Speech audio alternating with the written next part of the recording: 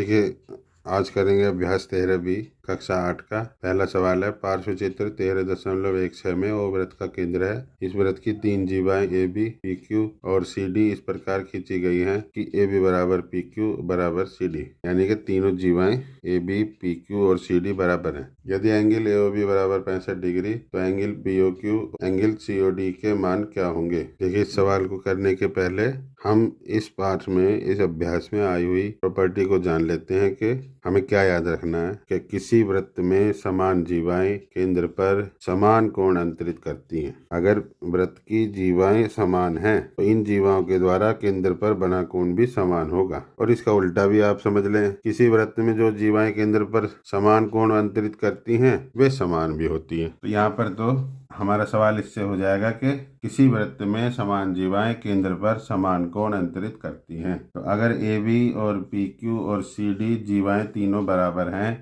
तो इनके द्वारा बने हुए तीनों कोण AOB, कोण POQ, कोण COD बराबर होंगे। अगर AOB 65 डिग्री है तो कोण POQ भी 65 डिग्री होगा। और अगर एंगल AOB 65 डिग्री है तो एंगल COD इस जीवा ने केंद्र पर बनाया है।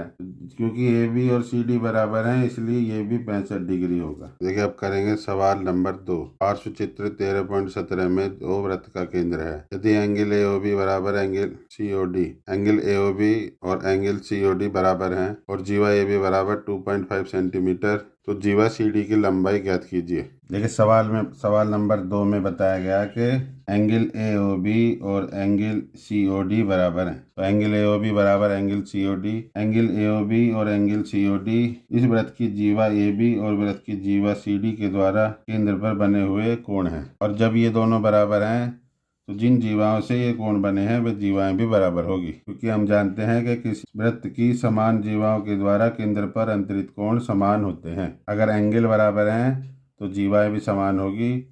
जीवा AB बराबर 2.5 सेंटीमीटर है तो जीवा CD भी वो जीवा AB के बराबर होगी और वो भी 2.5 सेंटीमीटर ही होगी। सवाल नंबर 3, बिंदु O वृत्त का केंद्र है और वृत्त के अंतर्गत एक वर्ग बनाया गया है ABCD। वर्ग की भुजा वृत्त के केंद्र पर कितने अंश का कोण अंतरित करती है? देखिए, मान लीजिए ये वृत्त है ABCD जो कि एक सर्किल के अंदर बनाया गया है वृत्त के अंतर्गत। इस वृत्त में जीवाओं के द्वारा बने कोण, जीवाओं के द्वारा केंद्र पर बने कोण ज्ञात करने हैं। तो देखिए, क्योंकि हम जानते हैं कि वृत्त में समान जीवाएं केंद्र पर समान कोण अंतरित करती हैं। तो यहाँ पर 4 जीवाएं हैं AB, BC, CD और AD जो कि चारों बराबर हैं। क्योंकि ABCD एक वर्ग है इसलिए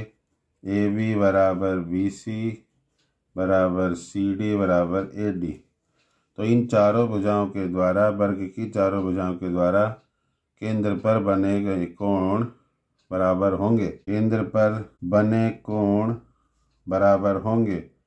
अब क्योंकि चारों कोण बराबर होंगे तो टोटल संपूर्ण कोण होता है 360 डिग्री, उसके 4 टुकड़े हो जाएंगे, 4 × 36 तो आंसर आ जाएगा 90 डिग्री। देखिए, अब करेंगे सवाल नंबर 4। एक वृत्त के अंतर्गत एक समबाहुभुज बनाया गया है।